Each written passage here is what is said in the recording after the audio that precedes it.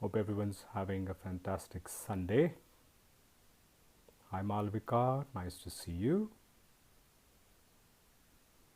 Just give us a couple of minutes. As always, this is what we are going to be speaking about today.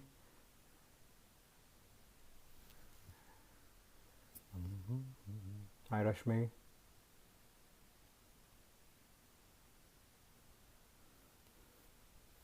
Hey Gargi, nice to see you. Burway 1979, hello. We just wait for a couple of minutes.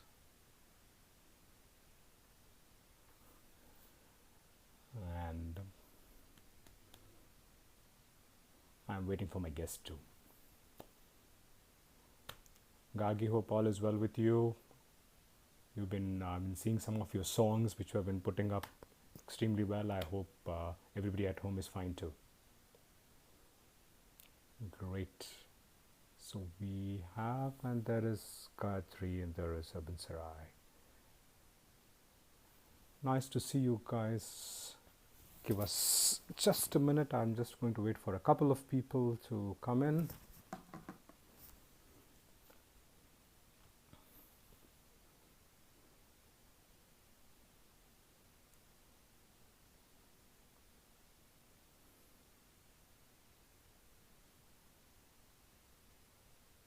Alpana, Tantwala from Dubai. Nice to see you too. Okay, so let me just checking for 2 or 3 people who are supposed to join in, and I think it is 2 minutes. So I think so as to not lose any time on the session, let me just start. Good. Hello, my name is Amit Sangekar. माझं नाव आहे अमित सांगेकर. मेरा नाम है Amit सांगेकर. Welcome to Beyond Reading with You, Season 3, Session 8, where we do poetry reading and more. Last session, extremely beautiful session on food styling and photography by Pragati, My Foodie Alley. Today we move a bit different. I've always found travel fascinating. And one agenda on most of my travels has been to do a walking tour or a trail of the city. It opens up so many different perspectives of the place. Some statements. So this time I'm not really going to start off with a poetry, but I want to look at certain things which people have said, and as I read across different texts and different places, I came across these certain lovely texts which people have said. So give me a minute. Good. One says, walking reveals layers of history. There is time to appreciate the architecture, to watch the river, to revel in the nooks and crannies and hidden bits of green. It is possible to walk the pavements at whatever pace desired without the impediment of other people and without breathing in the choking pollution of rush hour traffic. Layers of history are revealed in tiny details. One other traveler says, the paving stones echo my heartbeats. As I walk along the city centers, the paving stones echo my heartbeats. Pavement cafes jingle with drinking glasses, traffic stops and starts, time hangs. Aimless walkers look around and absorb the scene, the smell, and the sound of exhaust fumes as the tall buildings watch. One other writer says, when you walk through a city, you are walking through time as well. There is another traveler who says, seeing cities by car tends to be devoid of wonder. What I have discovered is that cities by car tend to be ugly, drab, and devoid of wonder. By walking, I have been able to understand the culture of the cities I have lived in. And there are so many others who have said a lot of beautiful things. Only by walking can I really see people and their cities. Well, that is what we are going to try and do today. A large number of travel focuses on the main cities of a country.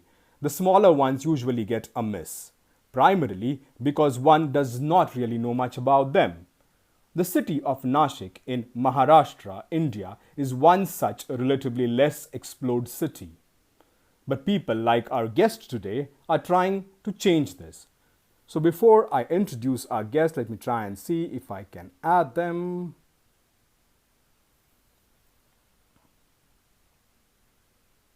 I've sent the request. Hi, Hi. Amrita. Hi. Can you hear me clearly? I can. Can you? Yes, I can, and I'm just going to wait and ask somebody if there had any audio or issues which anybody else is seeing, any echoes or anything. If not, then we'll just jump into the topic because we have a lot to cover. Yeah. Please continue with you were Yeah. talking about music. I think I Yes, cut you. absolutely. No, very much. So please, everybody, please welcome Amrita Gangathikar. She started her career as a quantitative research analyst, but I think a life-changing trip to Ladakh was what prompted her to take up a more creative career option as an outlet to her passion for traveling, writing, and storytelling. After interning at the Culture and Travel magazine, she embarked on a career defining shift of focus to join a team of creative souls who traveled and made documentary films for a living. It is here that she honed her skills as a researcher, writer, and storyteller, traveling throughout the country and abroad, telling stories and dreaming about starting her own travel company. Now, before I introduce her travel company, I wouldn't want to say much about it now, but I would want her to speak about it. So, welcome, Amrita. Thank you so much for joining us today and agreeing to take us through one of the possibly lesser known cities, Nashik in Maharashtra, India.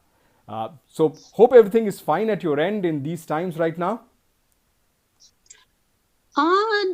I mean, as far as the pandemic is concerned, Nashik is still in red zone. We Right. are having newer and newer cases every day. Okay. But hopefully everything will be okay soon. I don't know when. And thank you so much for having me here. I have never spoken about Urban Sarai before, ever. I Okay. mean, I have spoken a lot about Nasik and a lot about Nasik heritage and food and Correct. culture, Right. never about Nasik or the company. So yeah, Good. it's So tell me, I same. deliberately led the introduction into you trying to follow your own passion. So, how Yeah. did this entire thing about showing people around as well as Urban Sarai come about? Actually, it just happened very naturally. I didn't grow up in the main heart of Nasik. Yeah. I grew up in a suburb, but my grandparents, my maternal grandparents, used to live in the heart of the old city, heart Okay. of Panchvati, actually, yeah. And because so I used to go there every weekend, so I grew up watching all the halchal and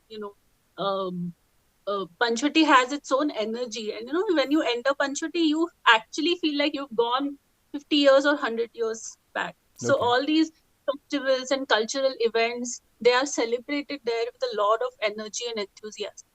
So I grew up watching that, but I never really thought of it something different, or something that other cities don't have. Okay. It was part of my childhood. So I never really thought of it as something to be very proud of, something to cherish. But I'll tell you a very quick, very small event that Sure. happened completely changed my perception about my own city. So, when I was 17, I mean, in 2001, I left Nasik and I went to Pune Okay. for studies. And in Diwali holidays, I was supposed to come back home. And one of my Bengali friends who had just come back from her Durga Puja holidays, she couldn't Okay. go back.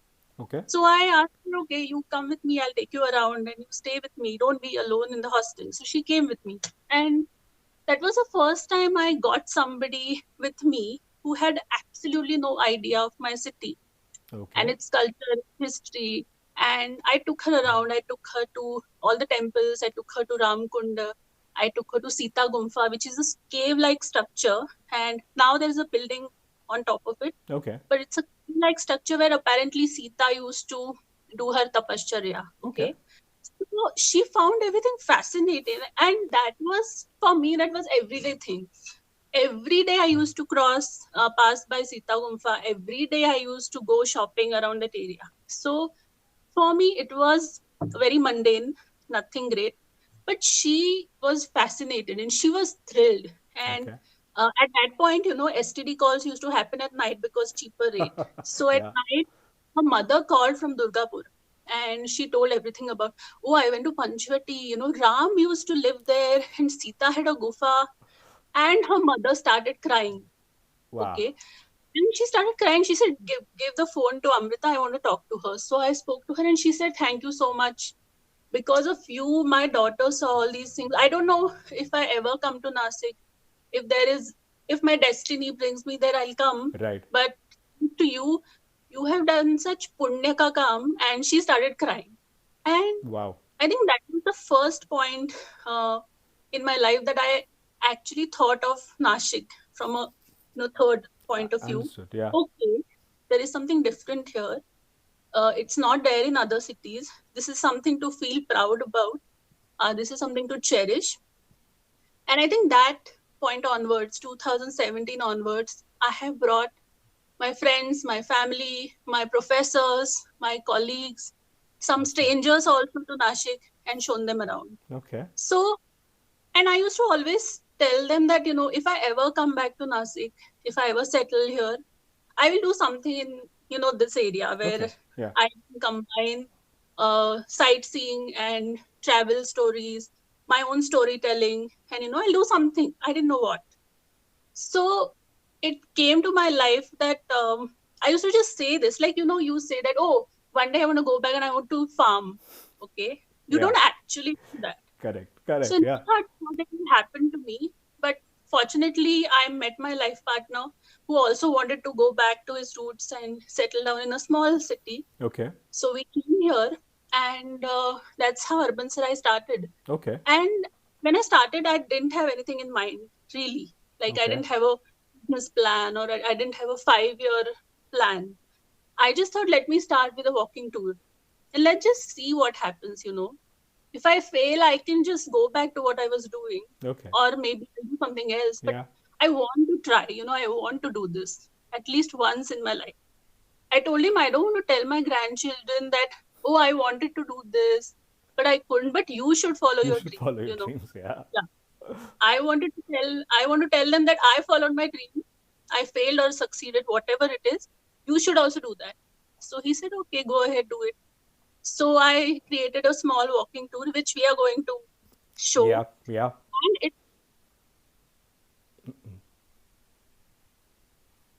a lot of people, I think I've lost you. No, I think we are back again.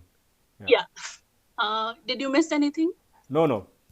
It So I went have on. Yeah. been meeting a lot of people from all around the world, people who know about Nashik, people who have absolutely no idea of Nashik. They just use Nashik as a step to go to north, from south to north, Correct. or north to south.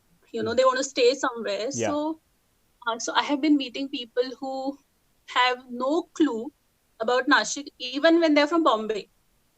They have no idea that there's Right. something called this exists 3 hours away from the Correct. city. People who come from abroad who only think that these kind of things only happen in Banaras and nowhere else. Right. So they are pretty shocked to see Nasik and the entire old part.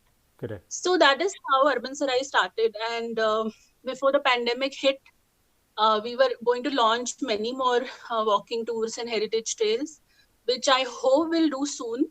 But this is what Urban Sarai's journey is so far. Awesome. And I completely identify with what you have said. In my interactions over the past few months, I've realized that some of the people who have undertaken certain projects which they love, or ventures which they love, has happened because of these one or two incidents which just suddenly push you to that brink and say that, okay, let's just start off and see where it goes. And I identify with that. And with Nashik, I agree. The concept in the minds of people, even if it exists, is only for a very limited things and nothing beyond that. So today we'll try and so for everyone today, but obviously cannot explore Nashik as a whole in the city in one session. And I'm sure Amrita herself would agree that it will take maybe a day completely, or maybe a couple of days to really see everything in Nashik. Go around in the city Yeah. and visit all the wineries and the old part, I think 2 to 3 days are required. Correct. And then there are a lot of things around Nashik in the same region, but Right. a little away. So for that, you'll definitely need more time. Yeah, so today we are trying to cover two parts of Nashik, old Nashik and Panchavati. So now, and please, you have to bear with us. Today we are trying a lot of things technologically challenging, and hopefully it works the way it is supposed to work. So now I hand it over to Amrita to now take us through what she has planned for us. So over to you, Amrita, for the rest of the session, literally. Yeah, thank you. I hope I don't bore anybody. The city itself is so interesting that even if I try, I can't actually. So let's do So do you this. want Yeah. to start with the Google Earth thing first? Yeah. Okay, just hold on. I hope it works. Okay. After a lot of struggle, we have finally Yeah. did something. So on your screen, can you see only half the globe or can you see the full globe? Half. I can see only half. Okay, so I'm going to move my camera a bit. Yes. Okay, I hope people can see now. Okay. And so this is just generally a perspective of where we are, where we will be today.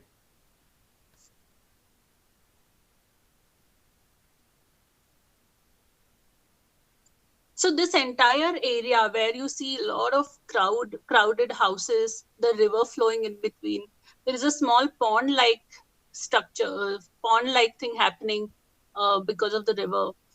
We are going to talk about this area. This entire area, the north side of this river is called Panchvati, and the south side is Old Nashik. So we are going to go around this area and we are going to talk. And all these pins are actually they actually show the route of the walking tour. So Okay. this walking tour is actually for 3 hours. It's a 3 hour long tour, Okay. which ends with some food and some tea. If people are more interested, if I have energy, Yeah. we still go around a little because there is so much to see in this area. You know, any lane you take, um, and you have a temple, you have an old structure, you have a vada, and there is a story behind it. Correct. So I myself have spent hours and hours roaming around in these lanes, and I can actually spend an entire day just in this area and talking about the houses and the temples and the people, and all the local communities. Because why I showed you the earth view, because I wanted people to know that Nashik is a very interesting place in India's map. It's in the northwestern zone area of Maharashtra, which is connected to Gujarat and Madhya Pradesh, Right. and which has allowed Nashik to absorb a lot of other communities, the Bohri Muslims from Gujarat, the Tambats means the people who were coppersmiths Correct. from Gujarat, the people from Madhya Pradesh, the Sindhis who came and settled after the partition. So there's the Parsis who are mostly settled in the Devlali area. By the way, Correct. Devlali has amazing history. We should talk about it later, We not will. now, but it's very interesting. So Nashik always had a very cosmopolitan kind of an existence. All these people, all these communities lived right next to each other. Yeah, Madhuli is saying we should go for this walk Absolutely. once. So Madhuri has been Yeah, very active in there, and there was somebody, Anaga, also said, "I've just landed in Nashik." That's the Google Earth view of Nashik. So I'm sure she means virtually she landed in Nashik with you. Yeah. and a lot of people from Nashik haven't visited this area, and I'm one of them. I don't claim that I know everything. Every visit, I am getting to know more and more. And you Correct. know what? When locals find out what I'm doing, they come and tell me, why don't you go here? Why don't you go in this lane? Yes. There is a photo which I didn't share with you, which later I thought I Sure. should have. There is a laundry, and outside just two people sitting. When they found out what we were doing, they wanted to come with us, take us around, show us all the hidden lanes, Right. show us all the things that only the locals know. Correct. So it happens every time we go, and Awesome. this happens every time I walk around this area. So every time I find out more about my own city, and it's fascinating. I think for any city, there are so many layers of True. history, sociology, politics, that, once you start, you know, Yep. opening it up, Absolutely. so much comes out, good, bad, ugly, all sorts. True. So where do we start today? So let's start with the temple where we start generally. We start with Kalaram temple. Okay. That's our meeting point. Okay. Because first of all, it is very easy to locate. Everybody knows Kalaram temple, and there is parking space. So a lot of people who come with their own cars, they want parking space in the old area, which is very difficult. Okay. So Kalaram Mandir is one place where I always tell people to gather, Okay. and we start our tours from there. So we can start with Okay. Kalaram So temple. people are going to see me again for some time. Don't worry, I'll take you back to some interesting pictures and We not don't just. mind at all. Okay, so just give you a minute. Yeah, and I think this is what you are referring to. Yes. Just one more thing. I'm going to shut off comments for a bit. So if there's anything which People are commenting actually. I would love to you want to, see because your face is going to get covered for some time. Is that okay with you? I Okay. think they will focus on the picture Let's now. see. Okay, cool. Let's go. Yep. So I actually want to take you on a tour. So how I conduct it. Okay. Okay. So, and deliberately, I have this tree also in this background. Okay. And there is a reason for that. So every photo I've selected, there is a reason. Okay. If I don't talk about it, please remind me. Yeah, I will. So we enter this temple, Yeah. and we just settle down for a minute, not just because I want to talk and introduce myself, but also because this temple has a very nice and serene kind of vibe. Okay. You enter there, it has a nice courtyard. I'll show you the next picture is that only. Yeah, this is a very beautiful courtyard. It's nice and clean, and you just calm down. And I have experienced this multiple times, and people who come on a tour also have told me this. When we enter this, we just leave everything behind. Now we are with you. We don't know anything else. True. So we just settle down in this in the premises a little. I introduce myself. Everybody wants to know what Urban Sarai is, what I do, because they don't expect this kind of tour in Nashik. Right. Basically, I'll tell you one thing: people don't expect anything. They don't expect that there'll be such a beautiful temple, such a beautiful river, so much halchal and Absolutely. halla gulla. So yeah, so I think the first temple only completely mesmerizes them. So I talk a little about myself. I ask a little about them. So this temple is Kala Ram temple, which is Black Ram temple, because the murtis of Ram, Lakshman, and Sita are in black stone. Okay. So this is called Kala Ram temple. Okay. This particular stone is very, very particularly important in Maharashtra, because it's the basalt rock of Maharashtra. Correct. Which is very widely used. And Nashik, I would say that all temples in Maharashtra they have this distinct look because of the stone. The stone also makes it a very nice and cooling experience for whoever visits, these temples. So these temples inside are very calm and serene. I don't have a picture inside because it's very dark. Dark. True. But when you enter the Gabhara that we say, Okay, we've lost connection again for a moment. Just hold on. Yeah. Yeah, we are back. Yeah. So this is me. I'm talking to a visitor from South Africa who wrote to me a one-line email saying, I want to see temple. Okay. Wow. Okay. What temple? How many temple? What? Nothing. People only know that there are temples in Nashik. Okay. So he just said, I want to see temples. And then he came down. So this is where I am talking to him, explaining what about this temple's history, make and when it was made. Yeah, this temple was made actually much before we know. So all these big temples now, they were once upon a time, they were small, very small, like very chotu temples. But then during the time of Aurangzeb, a lot of temples were destroyed. Correct. So this was one of the temples which was destroyed. And then Gopika Bai Peshwe, she renovated this temple in the renovation started in 1782 and it ended in 1790. And they spent around 23 lakh on this particular temple Wow. in In 1790. 1790s. Wow. So even today, 27 lakh is a big amount. Yeah. Can imagine. And Peshwa spent 23 lakh on one temple in 1790. So this makes me think how interested Peshwas were in Nasik and why, because Nashik was a vantage point for them to go north. Correct. So the king was in Satara and Peshwas were the prime minister, and they were asked to uh, go and expand the Maratha empire. So they went northwards. Nashik was very much at a very interesting spot where, after crossing over, they could, like they say that after Satpura, it's when you come down, it's the Deccan Deccan plateau. Plot. So Nashik was a very important spot for them. They needed a very strong hold in Nashik so that they can go beyond. Once Right. Nashik is under control and very much under their influence, they can just go further. So they invested a lot of money, time, and energy in Nashik, Okay. and it reflects from all the temples, the vadas, and like I was telling you in the morning, you see the kind of architecture.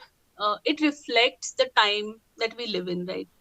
True. So uh, if there is peace and prosperity and money flowing in, and Absolutely. people are happy, they spend their money and time on decorating their house.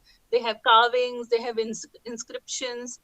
They spend a lot of money on that. So Correct. when Peshwas were at their prime, Nashik benefited a lot. So all the officers, Peshwas officers, they got karigars from north. They constructed these temples. A lot of money was spent on these temples. The more intricate carvings you see on a temple, you know that yes, this is because there was peace, there was money, people were not bothered about invasions and constant threat, you know. And even the Vada architecture reflects that, which I'll talk about when we come to Vada. Sure. So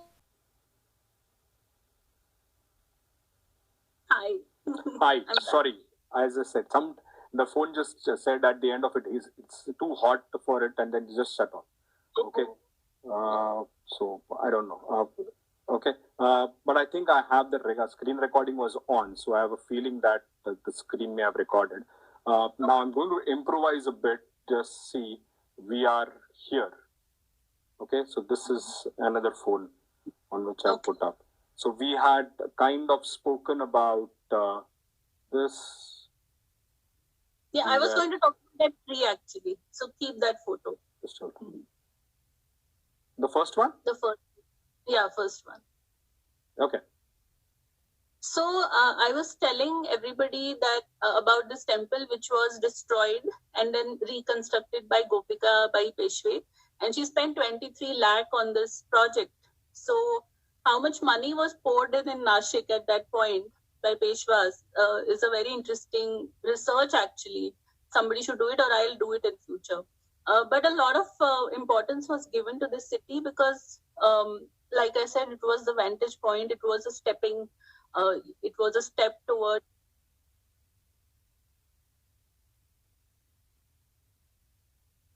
Hmm.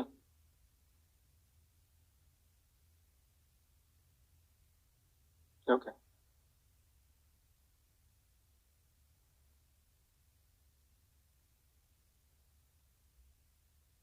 Okay.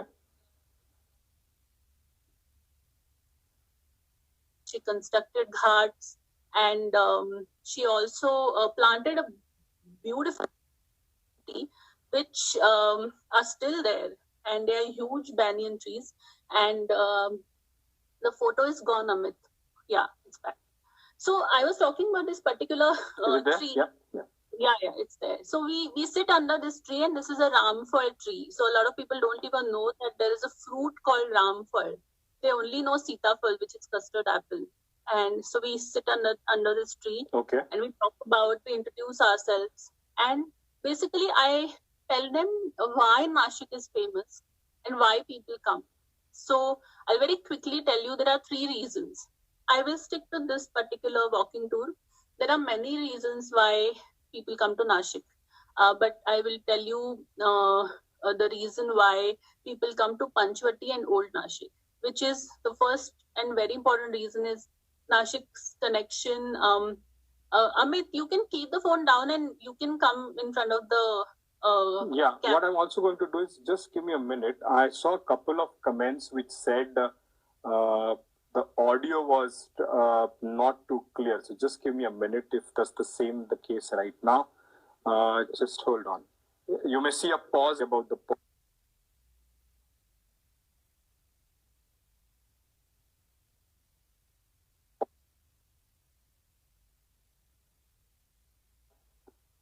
Okay. Yeah, so a lot of people don't even know that there is a fruit called Ramphal which exists. So so we sit under this tree and we talk about Nashik. So Nashik is famous basically for three reasons, and I'm focusing on this heritage, art, culture, mythology, and religion. This area. So first one is its connection with Ramayana. So Ram, Lakshman, Sita, when they were in exile, they came and stayed in Dandakaranya, which was Nasik. So there are many temples dedicated to Ram, Lakshman, Sita, and it has become a big, like, it's a myth, it's a legend, it's a story, but it has in Nashik you actually live it. Every chalk, every square, every road, every lane is named after some character of Ramayana. For example, there is Hanuman Chowk, there is Sita Gufa. Wow. My grandmother lived in a lane which is called Shabrichi Bol, means Shabri's lane. Wow. So all characters from Ramayana, they have some role to play in Panchvati. Okay. Any lane you enter, you'll find something has happened here, people tell you. Okay. So there is a temple dedicated to Lakshman Rekha.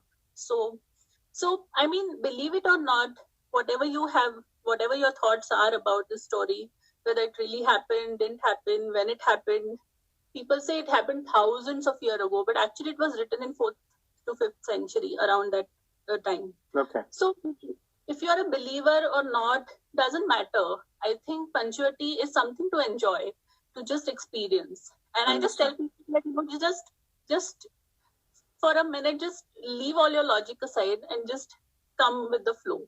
And that's what we generally do. So Kalaram Temple is where we all meet. We introduce each other and then we go ahead.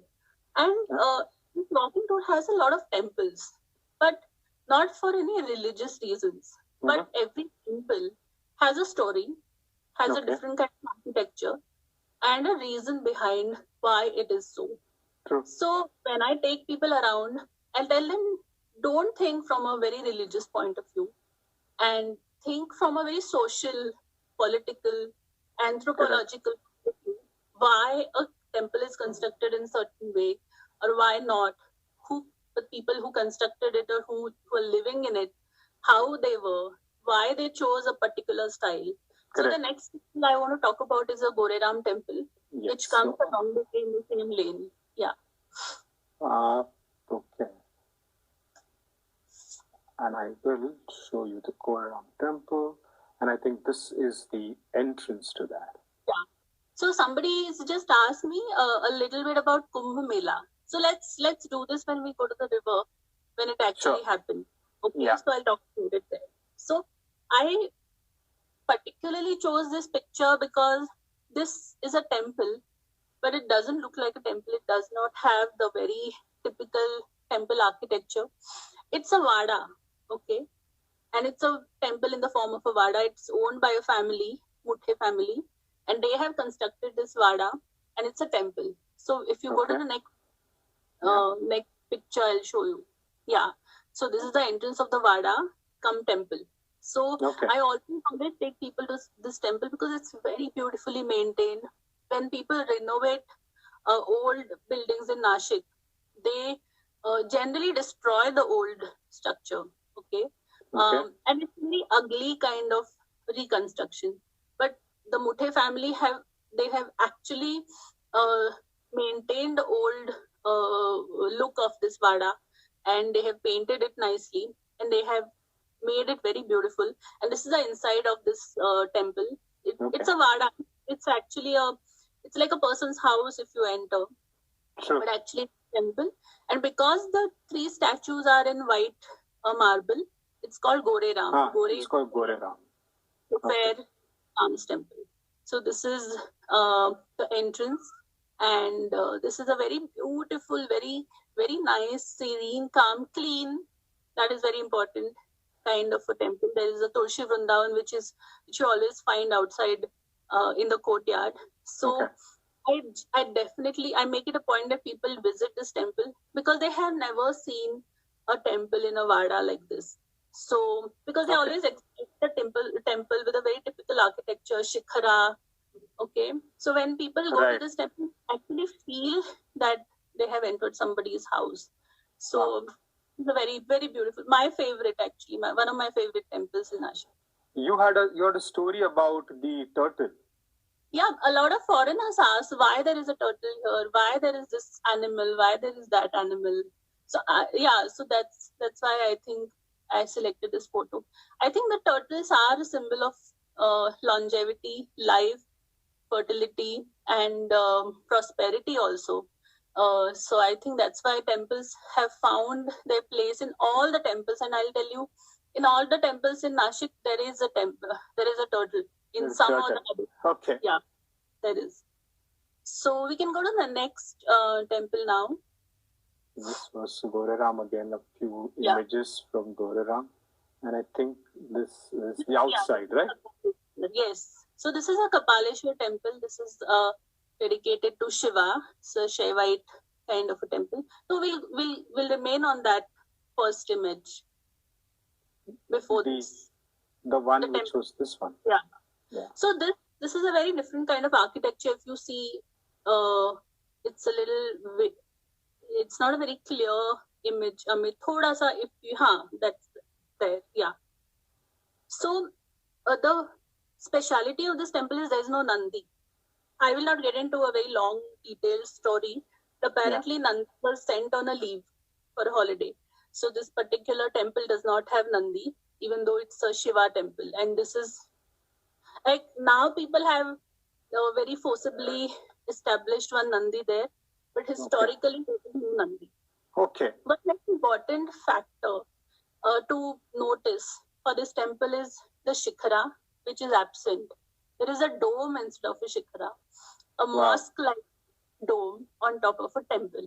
So this is this a kind of a mixture of two different architecture styles, Muslim and Indian, or it is just to please the Muslim rulers, or it is to hide the temple from them, or it is just to camouflage the existence of temple. People have different opinions about it, but I definitely like people to observe the dome. And a temple with a dome, people have not seen much. So this you're right. Important. And most of the architecture of any times is a great reflection of the political scenarios around those times. And as you said, whether it is war times, whether it is peace times, who is the ruler that time, what kind of ideologies do they have, are they inspired by something else from outside? All this affects everything which is around you. Or it's just experimentation, the architect maybe he thought of. So when you enter this temple, it's very typical, like any other temple in Maharashtra. But when you come out, when you see the dome, it's different. So when you come in this temple from the other side, I'm on the top of steps, here, and I took this particular picture because I want to show that beyond this much in the back, right in the center of this temple, there is another temple that is visible, and that is a Vishnu temple. So it is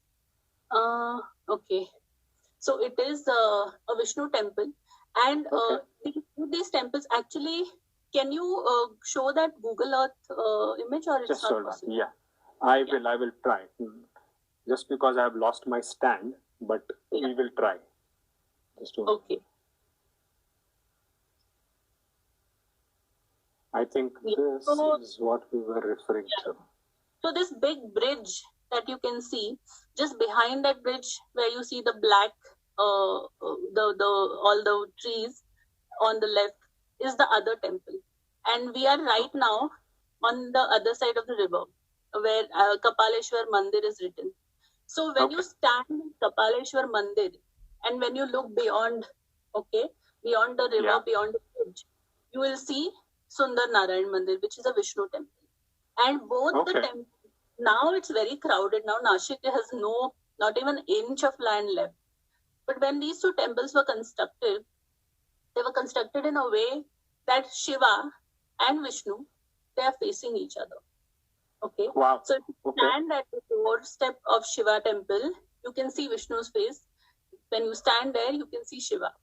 And one day, Super. so both Shaivites and Vaishnavites followers, one day in a year, they all come together and they celebrate, the meeting of Okay. Shiva and Vishnu, where supposedly Shiva comes down from his temple, Vishnu comes down from his temple, and they meet each other. So, Okay.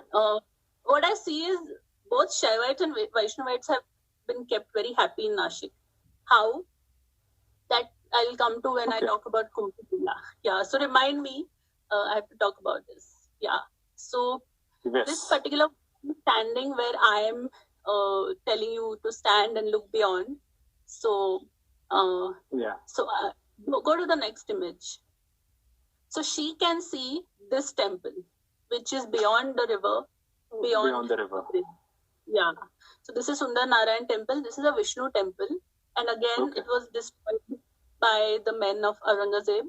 And an officer from Peshwas, he reconstructed this temple. He spent 10,000 rupees on this in 1756. Wow. So, yeah.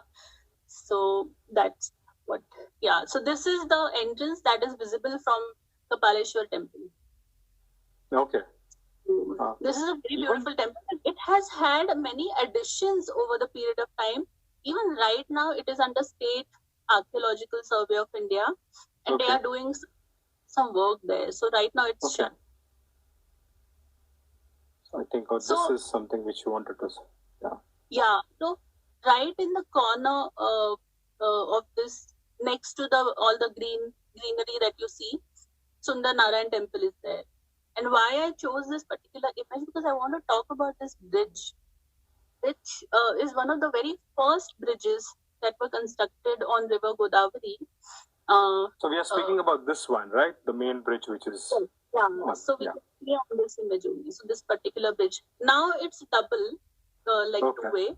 But at Okay. that time it was just a single bridge. So this year in January, this bridge actually completed 125 years in existence.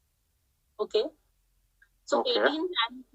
18th January 1895, it was the construction was over, and it was handed over to the people of Nashik. Now, Wow.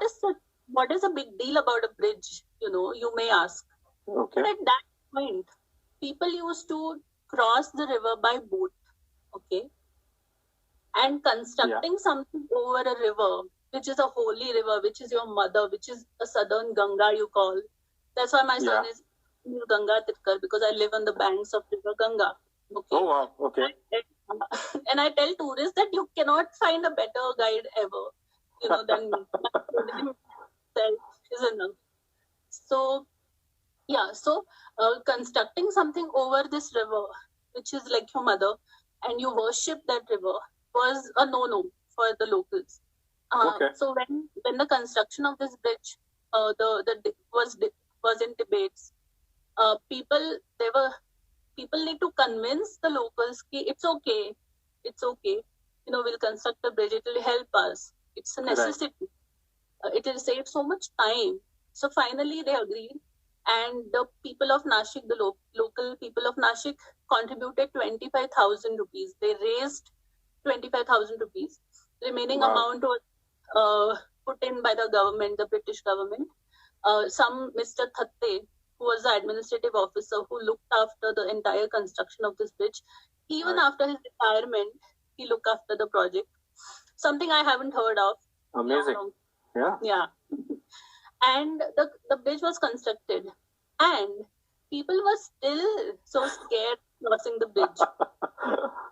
They used to take their chappals and put them on their head and cross the river bare feet, because, it was a Yeah. holy river. Holy River. crossing. Yeah, correct. And the British government had put a pilgrim tax on this bridge, which was charane. Okay, so you Okay. have to pay like the our own what is that, sea link. You Yeah. have to pay 4 years. A toll. Yeah. Yeah, it's like a toll, Yeah. and you make use of the bridge. So this was one of the very first bridges. The Okay. story does not end here, Amit. Okay. I can imagine. So the warranty period was 100 years. Okay. So this was the warranty period from the British times when they created. From the British, yes. British who constructed the bridge, they had given this bridge 100 years warranty. Okay. In 1995, when the warranty period was over, they actually got in touch with Nasik Municipal Corporation, and they told them that, okay, this was constructed by us 100 years back. Warranty period is over. Now it's up to you. Up to you. So Indian government, they constructed another bridge next to this, and now it's a two-way bridge. The old bridge was named after the Queen Victoria, and now the new bridge is named after Ahilya Devi Holkar, who played a very significant role in development of Nashik. So now this bridge is two-way, and it's called Ahilya Devi Holkar Bridge. So this is the story of this bridge. So, Wow. so when we come down Kapaleshwar temple and we look beyond, down from the bridge, you see Ramkunda. And Right. I would say this is the heart of Panchvati and Old Nashik. Okay. Lakhs of people from all around India, they come here. And like I said, so when you come down these steps, you are actually coming down from Kapaleshwar temple. I'm standing there, and right in the front is Ram Kunda, named after Ram. There is another Kunda which is named after Lakshman. So Ram Kunda and Lakshman Kunda are these two water bodies. So how safe is the any restriction? The bridge. Hira is asking. Yeah.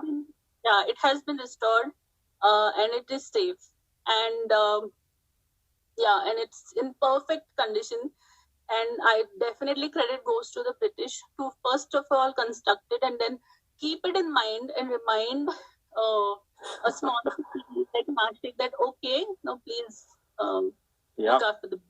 I find it amazing actually.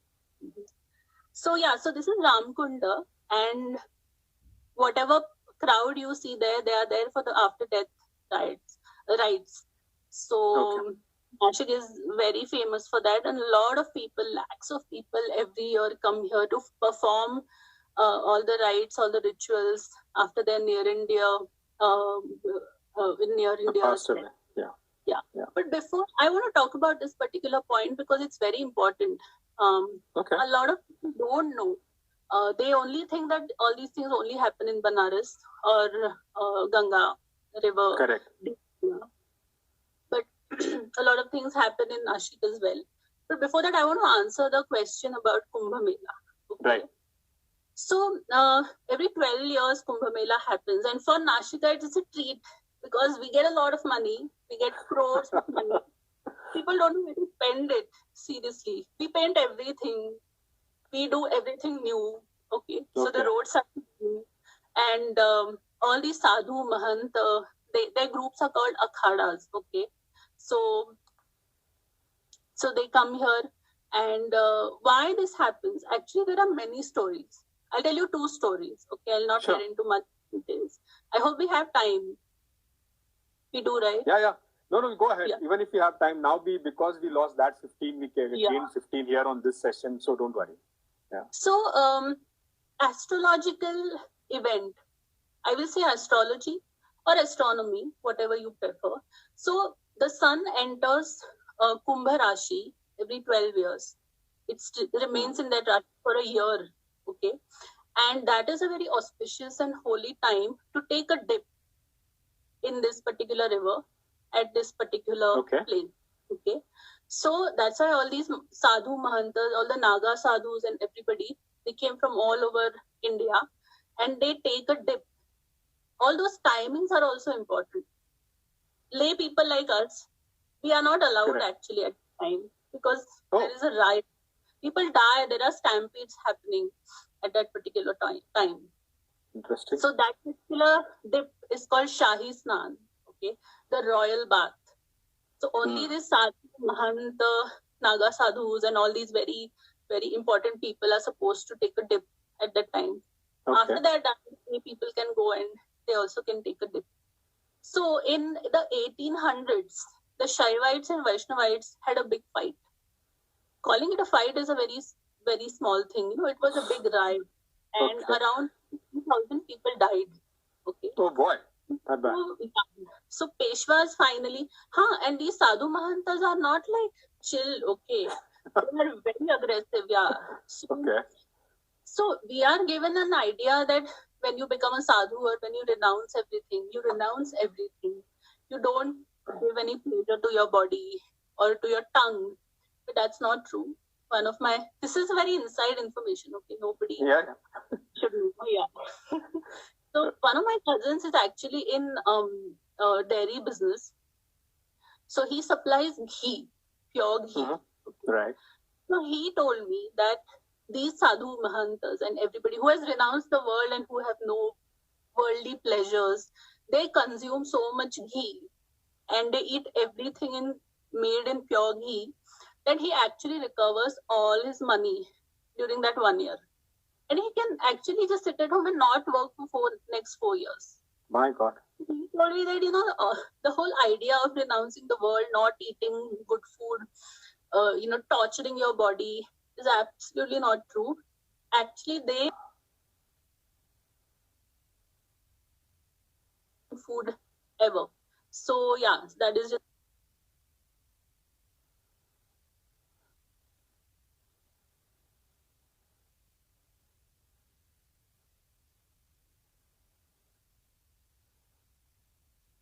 Okay. is Yeah, Hira says sadhus still rule at Ramkund. yeah, they do.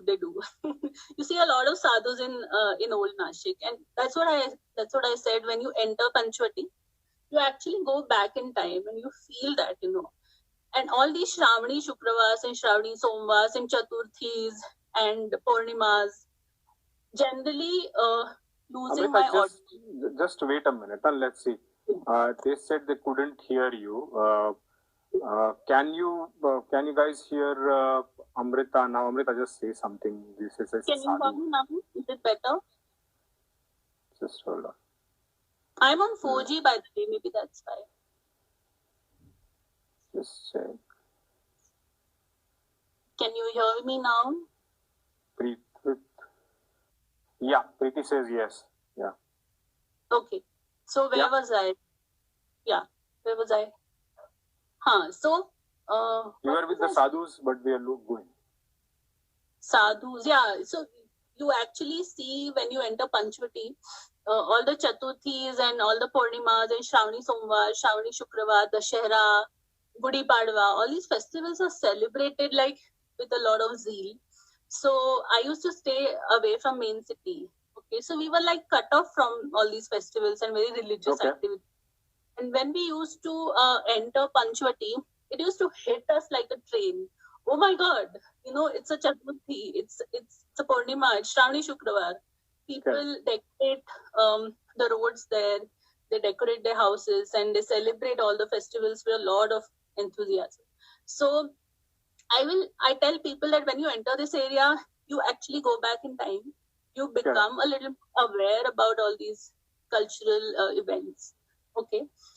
So coming back to Kumbh Mela. So when before that, there is a comment by people. A lot of people lost the ghee story. So whenever you find it apt in your conversation, just say it again. Yeah. So this is an inside information. Okay, my cousin brother works in dairy industry. Okay, so he is a supplier of ghee. So he told me that you think that all these sadhu mahanta who have renounced the worldly pleasure, who do not want to give any pleasure to their body, to their tongue especially, it's not like that. They actually eat everything cooked in desi pure ghee.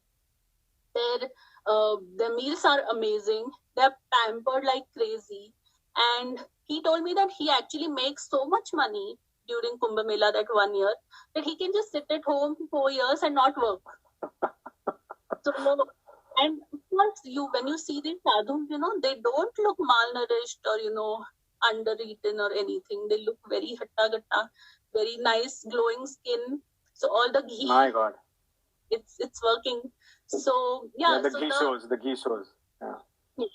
And the Peshwas, I was telling you about the Peshwas. So there was this riot in the 18th century. Shaivites and Vaishnavites fought over who will bathe in the river first, because Okay. that is also very important. Who goes first? Who dips first? Okay. So Right. during Shahi Snan, who will take a dip in the river first? That was a debate, and almost 2,000 sadhus were killed. Okay. So Peshwa said, Wow. don't do it. Now Shaivites and Vaishnavites need to separate. So they said that, in Ramkunda, Vaishnavites will take a dip and Shaivites will go to Trambakeshwar, and then they will, take a dip over there, which is like the source of the river, beginning point of the river. Okay. So it is inscripted in Kalaram temple actually, that this event happened and Peshwas resolved it. Wow. So, yeah. Cool. So We were at Ramkund. Yeah. Coming back to We were Ramkund. here. Yeah. So right now, to the right of the frame, the last rites are happening. The keeping the rice balls, and in the left also the last rites are happening. Every community has a separate space, separate kind of priests doing that. And this entire area is pretty grim actually. The atmosphere is not very, very upbeat, but it's very interesting to watch people go through this, And I always feel that, believe it or not, all these last rites actually help you move on, So I think it's kind of a way to tell.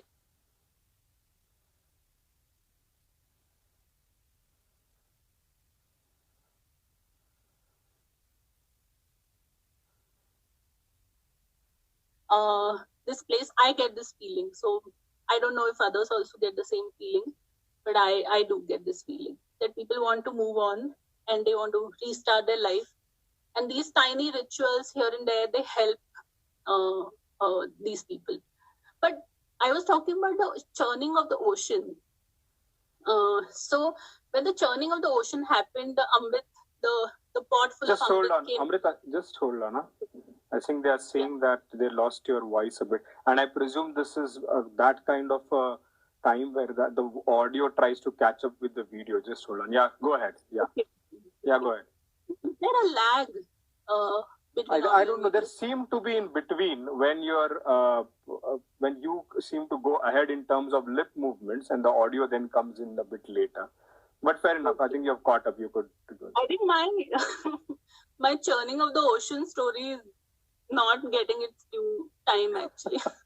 Every time I start the story, something happens. Oh boy. Okay. Yeah. Okay, so we are at Godakhat. Yeah. So when the churning of the ocean happened, the pot with Amrit came out of it, and when Vishnu was running with that pot, the 3 droplets dropped on earth. Okay. And when it dropped, these places are now the places where Kumbh Mela is conducted.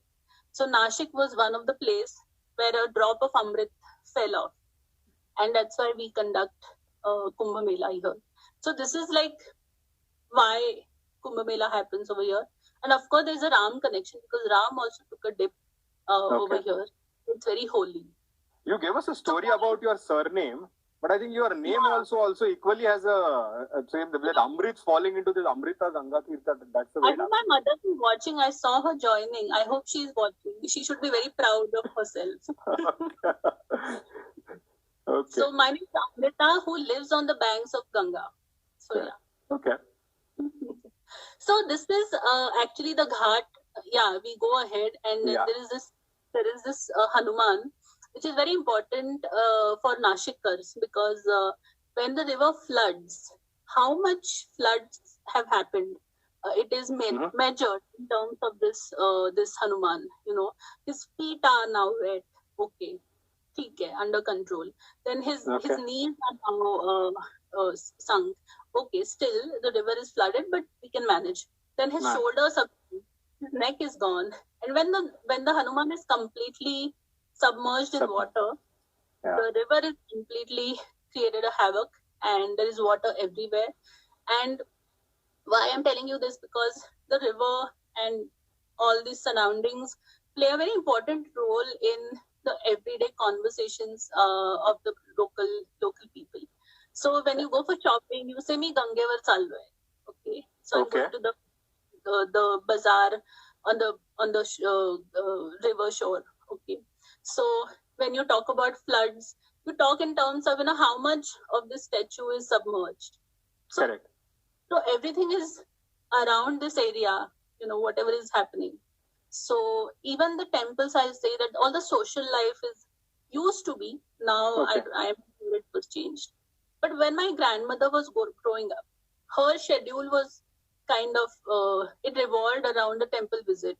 So Okay. she used to Now, when you take her. mentioned this talk about people speaking about Pani Kutparenta lab, where has the water come and all that, it's kind of this, even the British thing is, oh, the weather today is this. So it's kind of a Yeah. weather talk, which literally True. happens. So I can understand. I think a couple of people have said that, Preeti says, I recall it flooded during my last visit, but life around seemed so normal still. Yeah, because people are used to this, and I always tell people, like, I had a very disturbing conversation with somebody who lives in Europe, by the way. So he Right. said that in India, they haven't connected the rivers. There is such a big problem. Every time it floods and people get displaced. But when I think of my city and myself and people, we are so used to flooding and we are so used to the river's presence that we don't find it something odd. Right. We assume that it's going to happen. We keep away. Okay. So Correct. I am saying nature does not destruct or destroy. We go in the rivers, the stream, and we construct a house right next to the river. And when it floods, because Nashik's water body, what do you say, the underwater, what is it called? Yeah. The water. Yeah, the water table. Water table is so high that when Yeah. you construct a house very close to the river, your house is flooded. We know that. So we Okay. keep up Okay. with it. It never really bothers us that this river is flooded and there is water in our house. We live with it. So Okay. right now where I'm sitting, the river is less than a kilometer away. So Okay. I know where to go there. I know where to not to go. I know what to be planted. When the dam is open, they inform us, so we don't go there. So Okay. you have to keep away from nature and let nature be, and that is something people who live around the rivers, they know it. There is a lot of talk and discussion happening about the bazaar or the market near the statue. Madhuli also says that they used to go to that market. I'm going to leave that market discussion for a bit, because otherwise we are not going to cover everything what we are planning to. So yeah, I would think- tell that this particular tour is organized in the afternoons on Wednesdays, because Wednesdays there is a bazaar, means Wednesday market, and people from all around Nashik district, they come with their produce, not just farmers. Okay. A lot of tribals also come. So if you ever plan to visit Nashik, I suggest you plan, on a Wednesday, in Nashik on a Wednesday, so that I can take you in the afternoon for this bazaar, because you see so many jadi booties and so much forest produce that you don't see. A lot of things I have no clue. I have to ask them what is this, how it is used, and I'll give you an example. Okay, so I took one foreigner with me for a tour, and we went to this woman who was selling jadi booties. Okay, she had some 50 different kind of jadi booties, and he picked up one very weird looking root, and he asked, "What is this?" So she said, if your partner has an affair, you should mix this in his or food and give to her or him, and all your problems will be sorted. So these kind of jaddi booties are there, and that Farna was completely Oh boy, thrown I off. can imagine. I can imagine. Yeah. And he asked each and every jaddi booty, what does this do? What does that do? So she like, do you have any sex related problems? And so, Lord. do you want to have a baby? Then take this. So yeah. So we had a very fun. Okay. Super. And all out of the 3 hours, 2 hours we spent with that woman only because he was very curious. Super. Wow. Let's go to the next. You're going to the Naroshankar temple. So Naro Shankar temple, actually Naro Shankar was a person who was actually, I'll tell you who he was. He was actually an officer of Peshwas, and he got ahead and constructed this temple. And this is one of the oldest temples constructed in the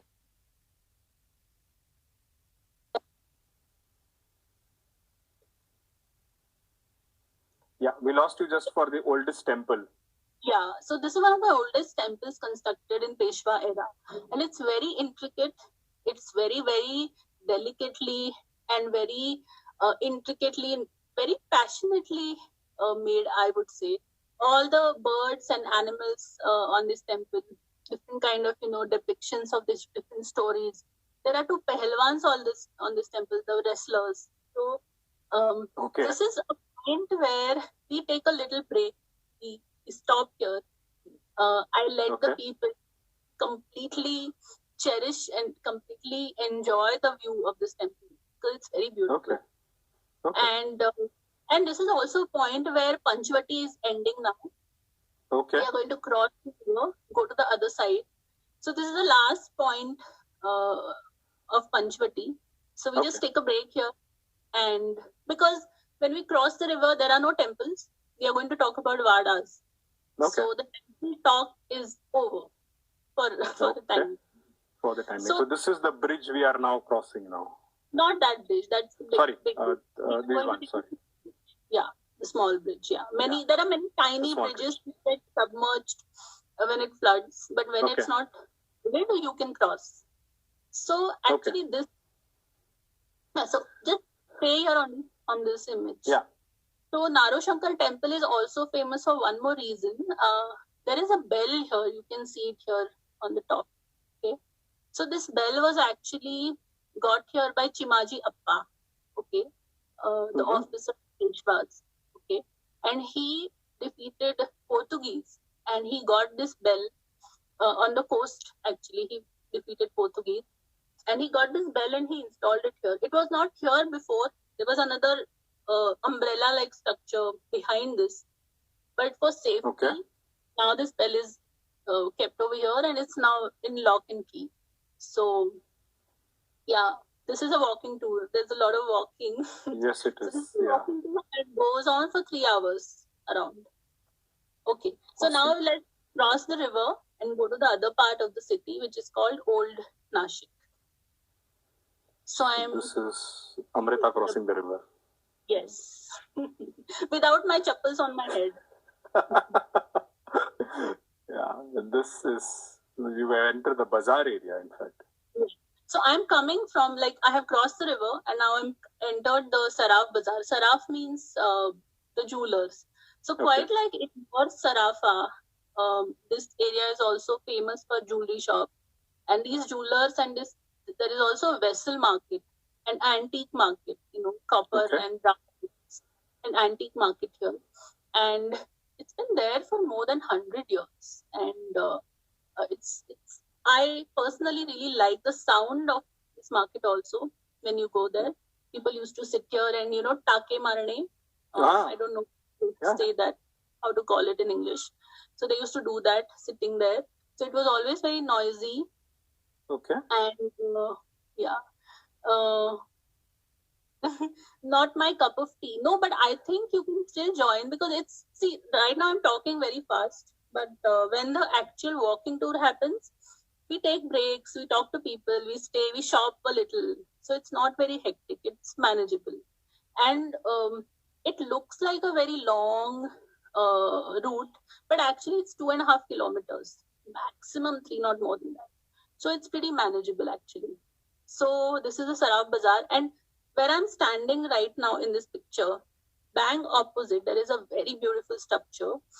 And Purva, please visit Nashik whenever. You know, right now there is a dilemma that I'm facing, that I am taking people to places where they generally don't go. So I'm deliberately exposing tourists to locals and locals to tourists where otherwise they will not face each other. So this pandemic is actually making me think a lot that whether this kind of exposure is good right now. So I think whenever we can, please do visit Nashik, and I'll definitely take you all through all these tiny lanes. Cool. So we are moving on to something this place now. This is my favorite monument in Nashik, and I make sure that everybody visits because it's a very, very beautiful structure. And there is a museum inside which even local Nashik people don't know. They don't know that there is a museum. They don't know that something like this exists in their city. And a lot of people have found out through me, and now they have visited and they have discovered like a khazana. Wow. Yeah. So what is a good thing to visit Nashik? All around the year you can visit. In monsoon, you can visit a lot of places around Nashik. There are a lot of waterfalls during monsoon. So you can visit anytime actually. Not an issue. So this is inside of the inside. So I'll tell you a very quick information about this. This was constructed in the 18th century by Peshwas, and this was Peshwas' administrative office. Okay, they kind of took care of the government of Nashik from this, and you can go ahead. After this is a kind of a talghar, like a hidden basement kind of a thing. Yeah. So this is inside courtyard, and this is my sister, and this is another angle. So after the Britishers, after 1818, when Peshwai was over, the Britishers made it into their administrative office. It was also converted into prison for some time. Then after independence, for a brief while, it was a library, like a small section was a public library. But then something very strange happened, that it was converted into police chowki station. A police chowki? Yeah, police. 2 of them. Okay. And for many years, it was a police chowki. On one hand, it was in use. Okay. So it was not completely abandoned. But on the other hand, it was not preserved the way it should have been. Understood. Okay.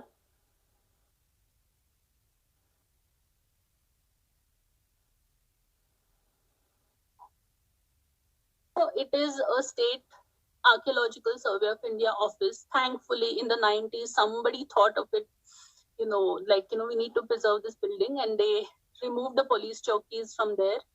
And now it's an Archaeological Survey office and a museum. So in the previous picture, I'm showing him the Talwar collection of the museum, and this is a Farsi inscription actually. There are a lot of coins and a lot of paintings. The original Raja Ravi Verma paintings are also there. When you conduct all these heritage tours, actually almost every day. And on Wednesdays afternoon for the market. So this is the Sarkarwada museum, and here we are going to a place, and the road is actually full of all these vadas of Peshwa's officers and jewelers and traders. So there is one more vada, I presume, which was there as a part of this, if I'm not mistaken. Yes, we missed it. Yeah, we missed it. Just hold on. I think I have it somewhere. Hopefully all those images, because we moved phones, my images have also taken a bit of I think I have. Yeah. No, not this. This is one vada, but the vada you're talking about is after. Oh yeah, the one in the beginning. Okay, fair enough. That will. Okay, no problem. Okay. Mhm. So I'm which also. do you want to shoot? Just hold on, huh? Yeah, Maybe we should possibly. Yeah, we are possibly now at one important part called food. No, but before that, let's talk about that vada. Let me see if I can take that. The one which was this one. Yes. So this actually Yeah. came after Kalaram temple, but I think we missed it. So why I wanted to talk about this vada is all these vadas were constructed by very prominent people of Nashik. So this particular vada was constructed by a linguist. Okay, that particular person was Mhm. a grammar expert. He was a linguist, and very interestingly, his now the third or fourth generation is there, and they are not into linguists or grammar or language. They're into laundry Okay. business. So Okay. over there down, you'll see one board. It's written ABC in Marathi. Okay. So Okay. their laundry's name is ABC Laundry. And I often wonder, that is it something to do with like a tribute to their forefathers who were into language and who was a linguist? Yeah. Maybe that's why they have named this laundry as ABC. Possible. Every time I pass this lane, I think, let's go and find out, what the reason is. And that's why, and this vada is Okay. also very impressive and one of the very few vadas which are well maintained at this moment. Okay. Yeah. So we can go ahead. See. We can go to the other vada, the Bhalirao vada that you showed. Yes. I'll go to. Bhalirao or Bhavsar, I'm a little confused. Let's see. Yep. Just wait. Yeah. So this is also very beautiful vada constructed by another trader from Nashik, and it is very the windows are very intricately carved, and a lot of woodwork is there. And all these vadas in Nashik you'll find a lot of woodwork, and it's been standing for years now, like centuries. They've been standing, and this particular lane where we go from Sarkar Vada to the food place, this particular lane is full of vadas. We spend a lot of time here just to Okay. get the vadas. And there is one particular vada, Dikshit Vada, which we go inside Okay. and we see the vada from inside also. Okay. So there are many angles to this particular photo, but I chose this particular angle of Buddha Halwai because there is a name written here in white which is not visible in this photo, but it says Now Darwaza. So now in Marathi is boat. Okay.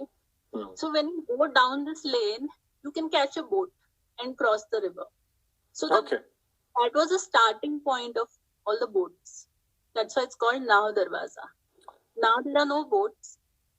Now you go to the river and there are bridges to cross. But when there were no bridges, the boats, that point was actually for the boats to, start, and people used to buy a Correct. ticket and in the boat and go. So, but this Yeah, so everybody's quite excited about food, glorious food.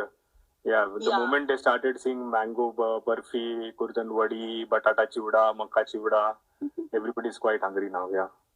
So Buddha Halwa is one very famous place, a restaurant, and we end our tour here actually with a lot of food. Okay. And Okay. people are tired by walking. They're hungry. They just want to sit some place and eat. So, and I also want to end the tour on a very sweet note. We always come here and eat something. So Okay. this is jalebi and dhokla, and we can go Yeah. ahead. Yeah. So Yeah. I can imagine jalebis happening at the end of a tour. Wow, look at this. I'm sure everybody. There's my another person, Sasoba or Sachin, saying foodies may love Patilwada at Sanskriti Park. Possible. You would be better. So that is Yeah. another place. Okay. Oh yeah. Please. Misal. Favorite. I Absolutely. think we should have another session on Misal because there is so much to talk. But Correct. this particular photo is not from Old Nashik. Okay. This is a little away, a place which is a little away. But I like this photo, and I wanted to Good. talk about Misal, so I selected it. No, very much. And So, I think you're right. Speaking about misal from different parts of Maharashtra itself is a big topic in. yeah. So Nashikars are actually crazy for misal, and Okay. they have experimented with it like there is no tomorrow. And there's vegetarian misal also available. I haven't Wow. tried it, but people do eat it. And Okay. this misal actually started off in a very accidental manner, where I'll tell you a quick story, which is there in the next picture. So in 1910s, okay, one Somewhere here? fellow, yeah, this one. So this is the oldest restaurant in Nashik, okay, more than 100 years old. Okay. So in 1912, around that time, one fellow called Bhagwant Rao Ashtaputre, he came from Ahmednagar, which was a drought-prone area at that point. He came to Nasik looking for some work. He worked as a daily wage worker for some time, and then he started his own small tea center. And Okay. then in 1931, he was joined by his son and the daughter-in-law, and they expanded the place, and they started serving something called misal. So at that point, Oh. it was not a very typical kind of a thing. It was just a mixture of a lot of things, and people loved it. Okay. So it was a mixture of sabudana khichdi, pohe, a little bit of usal, a little Interesting. bit of batata bhaji, thoda sa rasa, thodi si tarri, little Curry. papad, and curd.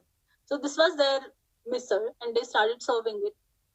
People loved it, and that is how then a lot of different addition experimentations happened.